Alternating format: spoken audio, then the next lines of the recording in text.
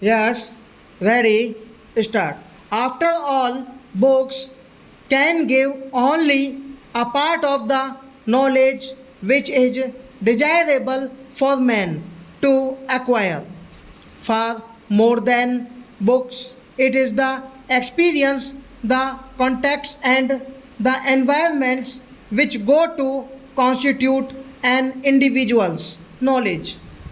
Cinema can be a great help in acquiring knowledge from all these different sources because it can extend to incredible limits the field of our visual and auditory experience.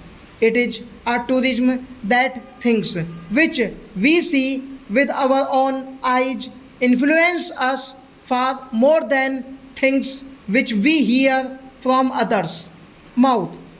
Things which we see on the screen may not be living as lasting an impression on us as things which we see in our actual life, but nevertheless sense of the screen are more effective than description read in print or heard through ears.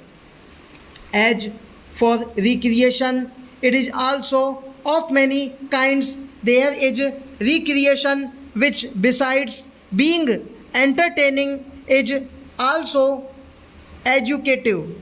There can also be something which is recreative but morally injurious.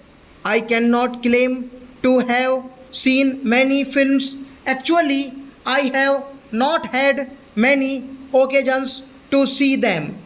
But I am told by many a friend that quite a number of our films belong to the latter category and that far from being a genuine source of recreation or education, they only stimulate sensuousness. Much films have a particularly bad effect on younger minds. Maybe that such films are more popular than others. It is also possible that such films may be more paying. It might be said by some that films are produced on a commercial basis and therefore the producers have to produce only what is in demand.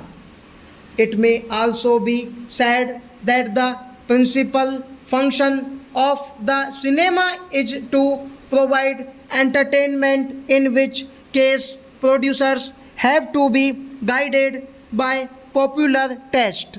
All these good points might be put for the sake of argument, but I would like to point out to those connected with the cinema industry that if they want to render real service to the public, and I do believe it should be their ideal, all these arguments should be of little consequence to them.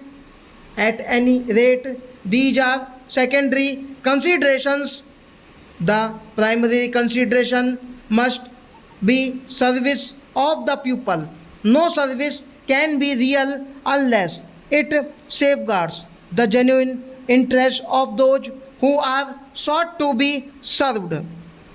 I would request film producers to think over this and ask themselves as to what their real aim is.